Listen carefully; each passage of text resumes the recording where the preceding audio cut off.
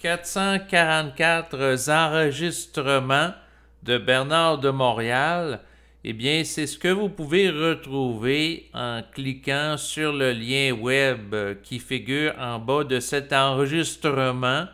Donc, une personne m'a partagé par courriel. D'ailleurs, si elle m'écoute, je la salue. Le lien web d'une page qui est en relation avec le site internet archive.org où sont entreposés ces enregistrements.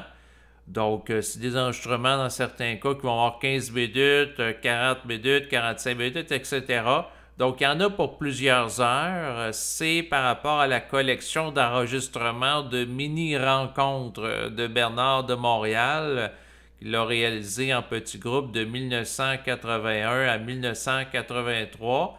Je vous parle de cette page web en particulier parce que j'ai, dans le fond, téléchargé donc ces enregistrements qui sont en format MP3 sur mon ordinateur pour les conserver. En fait, ça m'a donné 9,11 gigs d'informations. Et comme dans la vie, il ne faut rien prendre pour acquis, dans le sens qu'on peut voir quelque chose sur Internet une journée de disponible et par la suite, cette page peut disparaître dans 2 jours ou dans 6 mois.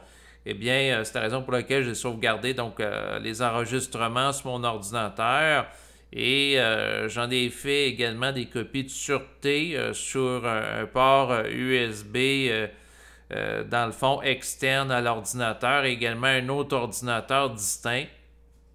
Comme ça, si un jour mon ordinateur ou le port USB externe ou l'autre ordinateur est brisé, ben, j'ai toujours d'autres options de remplacement où sont présents ces copies. Parce que ce qui est présent sur le web, comme je le mentionne, peut disparaître tôt ou tard. Et dans la vie, il ne faut rien prendre pour acquis. Et quand que je dis rien prendre pour acquis, c'est rien du tout. Dans le sens que je vous dis quelque chose, c'est que il y a dans le fond de particulier que je veux attirer votre attention, c'est que cette collection volumineuse d'enregistrements qu'on attribue à Bernard de Montréal a fait surface au public donc lors de l'année 2023 à ma connaissance et curieusement depuis que cette collection est sortie, eh bien, dans le fond, ce qu'il faut observer, c'est qu'on est dans une période de développement de l'intelligence artificielle et qu'il est de plus en plus facile de prendre la voix d'une personne pour faire ce qu'on appelle un deepfake. Prenons par exemple quelqu'un qui va prendre la voix de l'ancien président des États-Unis, Barack Obama, ou de Donald Trump pour faire dire des choses qu'il n'a pas nécessairement voulu dire, mais en ayant son timbre de voix. Donc la technologie, au moment où est sorti ces enregistrements de Bernard de Montréal, eh bien, elle est disponible pour créer des faux enregistrements en imitant, par exemple, sa prononciation, son timbre de voix, qui pourrait nous laisser croire que ce sont de réels enregistrements qu'il aurait produits au début des années 1980.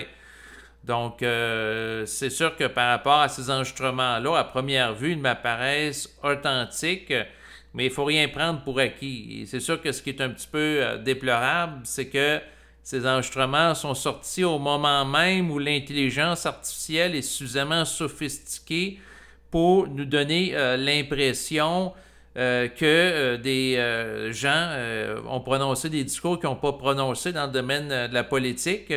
Avec des deepfakes, même chose sur le plan musical. On peut entendre, par exemple, John Lennon chanter la chanson Black Ocean de Soundgarden en nous donnant l'impression que c'est crédible, alors que John Lennon est décédé bien avant que la chanson du groupe américain grunge Soundgarden est sortie. Mais pourtant, en écoutant cette vidéo sur YouTube, on a l'impression que c'est réel. Alors, c'est sûr que ces enregistrements-là de Bernard est sortis au début des années 2000, alors que l'intelligence artificielle n'était pas aussi sophistiquée et développée qu'aujourd'hui.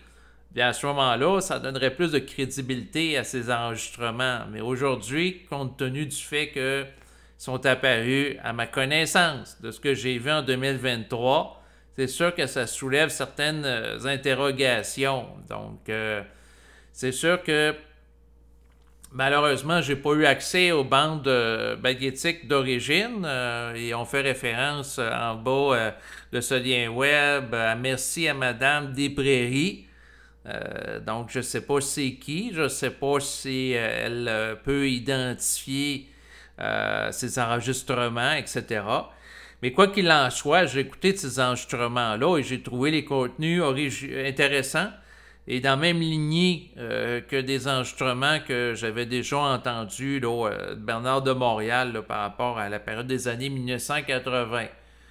Donc, tout ça pour dire que quand j'écoute les enregistrements, ils m'apparaissent quand même authentiques, mais comme Bernard de Montréal nous avait amené à notre intention à multiples reprises l'importance de ne pas croire, ben, il faut appliquer le principe en étant suspicieux ou en étant avec une conscience critique par rapport à toute information qui peut nous être présentée en relation avec Bernard de Montréal ou attribuable à lui, surtout à l'époque présente où l'intelligence artificielle est suffisamment développée pour nous donner l'impression qu'il y a des enregistrements qui sont authentiques, que ce soit fait par des politiciens, des vedettes de la musique, alors qu'ils ne le sont pas. Donc, ceci dit, cette mise en garde étant faite, donc voici, en bas de l'enregistrement présent, le lien web pour accéder à cette quantité considérable d'informations archivées. Merci de votre écoute. Au revoir.